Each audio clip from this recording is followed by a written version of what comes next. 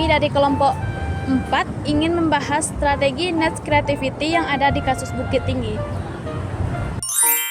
Selamat datang di video ini. Pernahkah kamu berpikir kenapa banyak strategi bisnis gagal di dunia nyata? Meskipun secara teori sudah terlihat sempurna. Di kota Bukit Tinggi, sebuah kota yang kaya raya dan semangat wirausaha, muncul pertanyaan besar. Bagaimana cara membangun strategi bisnis tidak hanya logis tapi juga inovatif? Inilah kisah tentang pentingnya kreativitas dalam strategis dengan studi kasus langsung dari kota Bukit Tinggi. Strategi adalah cara kita berpikir dan merancang langkah-langkah untuk mencapai tujuan lebih unggul dari pesaing. Di perkuliahan, strategi sering diajarkan melalui alat-alat analisis seperti SWOT, kekuatan, kelemahan, peluang, dan ancaman. Tapi, masalahnya, alat ini hanya menggambarkan situasi saat ini. SWOT tidak memberitahu bagaimana mengubah kelemahan menjadi kekuatan. SWOT tidak memberi kita cara untuk bersaing, maka strategi mereka stagnan karena tidak melibatkan kreativitas. Maka solusinya gabungkan kreativitas dalam strategi. Di sini kita akan membahas 4 pendekatan kreativitas dalam membangun strategi dengan menggunakan kasus yang ada di Bukit Tinggi. Yang pertama, kontras, yaitu menantang kebiasaan lama dan melihat peluang dari sisi sebaliknya. Pada biasanya, orang minum kopi di kafe atau di warung dengan dekorasi ruangan yang bagus dan menarik. Tapi pengusaha kreatif ini berpikir beda. Ia membuka usaha kopi yang hanya memakai gerobak dan payung. Ia berdiri di pinggir jalan yang ramai, dekat destinasi wisata dan taman kota. Lalu menjual kopi dingin langsung ke pengendara, wisatawan, dan pengguna jalan. Bang, izin ya Bang, mewawancari Abang sebentar. Pertanyaannya, apa yang membuat Abang memilih berjualan kopi di tepi jalan, bukan membuat kafe seperti yang lain pada umumnya Bang? Agar bisa orang buat memesannya nggak terlalu ribet ke dalam kafe-kafe, Kak. Tepi jalan masih bisa buat minum kopi atau segala macam. Yang kedua, ada apa tantangan terbesar Abang saat dalam menjalankan usaha kopi di tepi jalan ini Bang? Satpol PP juga. Itu aja Bang? Iya Kak. Oke, sekian itu aja kok Bang, terima kasih Bang. Oke, saja Kak. Dari cerita tadi, kita belajar satu hal. Karena kamu nggak perlu jadi lebih bagus, cukup jadi beda dan tetap konsisten. Kita lanjut pada pendekatan kedua, yaitu kombinasi. Kombinasi adalah menggabungkan dua hal berbeda untuk menciptakan nilai baru. Dari penjual kopi tepi jalan tadi, muncullah inspirasi lain. Dengan contoh kasus Kopi Mener, sebuah usaha kopi memadukan konsep gerobak kopi dengan tempat nongkrongan yang kekinian di Bukit Tinggi. Di sini kita melihat tempat yang digunakan sangat bagus karena dikelilingi oleh pohon-pohon besar yang membuat kita menjadi lebih nyaman. Bukan hanya itu, disinilah tempat tren fashion yang trending di kota Bukit Tinggi, sehingga membuat Mener menjadi tempat yang viral di kota Bukit Tinggi. Kami izin mewawancarai Abang tentang Kopi Mener ini. Kami ingin mewawancarai yang pertama, dari mana ide Abang menggabungkan kopi jalanan dengan tempat nongkrong kekinian ini? Kalau Kopi Mener ini ya terinspirasi dari salah satu kafe yang ada di Vietnam.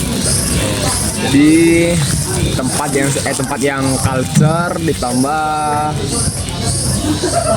skenan golongan mana ya, orang-orang yang suka ngopi lah biasa. Berarti tempat culture Bukit Tinggi ini Bang ya. udah bagus ya Bang. Yang kedua Bang, apa tantangan Abang dalam menjaga keseimbangan Kopi Mener ini di antara harga yang murah dan tempat yang estetik?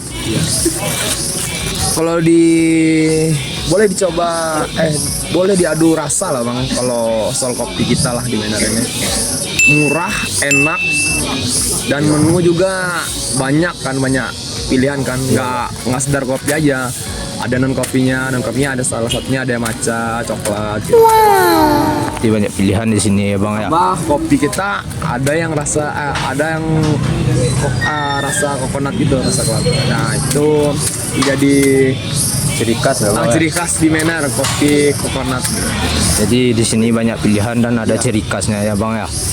Yang ketiga bang, siapa target utama dalam usaha kopi ini bang?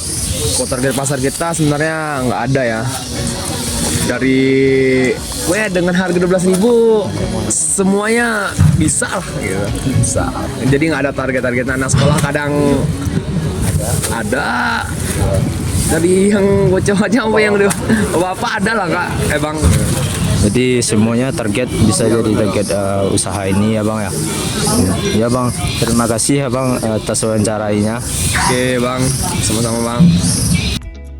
Dari sisi wawancara tadi, kita dapat mengambil pesannya itu, kita dapat mengambil ide usaha dari manapun dan mengkondisikannya di tempat kita sehingga nanti dapat memunculkan kreativitas yang sangat bagus. Kita lanjut pada pendekatan ketiga, yaitu batasan. Alih-alih menyerah pada keterbatasan, lebih baik ubahlah itu menjadi kekuatan.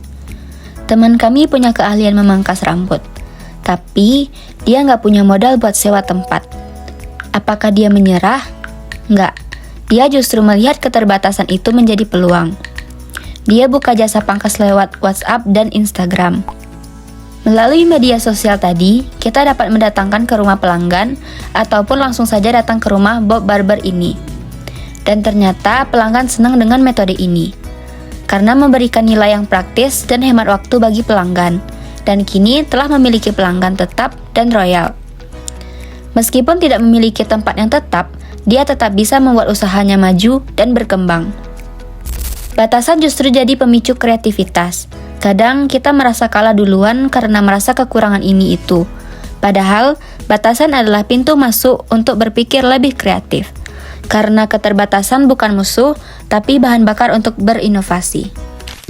Lanjut lagi pada pendekatan keempat, yaitu konteks. Maksud konteks adalah temukan solusi dengan melihat masalah dari sudut pandang yang berbeda. Kadang, masalah tidak perlu diselesaikan dengan cara rumit, tapi cukup dipahami lebih dalam. Kami mengambil permasalahan yang sangat sederhana, yaitu lampu merah. Di jalan Bukit Tinggi yang ada lampu merahnya, pernah nggak kamu merasa kesal saat menunggu lampu merah? Kenapa sih rasanya lama banget?